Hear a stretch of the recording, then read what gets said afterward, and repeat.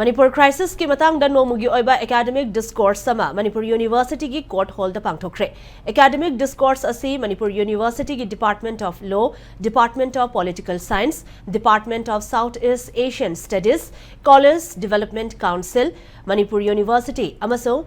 Coordinating Committee on Manipur Integrity Kokomina Sinduna Pangthokibane. Discourse asiga mari leinana University asigi Department of Law gi HOD oiriba Dr. Yumnam Premanandana Impact News to Fongdorakpada Manipur crisis asi matau karamna thorakhibano amasong matau karamna crisis asi loishinba ngamgani haiba adu puthoknabagi pandamda academic discourse asi pangthokpane. Khana nainaba sidai India's role on geopolitics and strategic interests, legal and human rights considerations, conflict dynamics and strategic approaches. Haina tongan ba hiram ahumda akhangahi singna wangangki. Loinana khana nainaba asidagi thorakpa policy recommendation amasung way forward singsu marilenaba authority da khanghanduna Manipur asi nena taba state ama oinanaba hotnabada mateng oigani haiki. Thoramadida tonga-tonganba University ki Professor Singh, Research Scholar Singh, Retired Professor Singh, Civil Society Organization ki Luchingba Singh, amadi Media Professional Kayana Sarukyaki.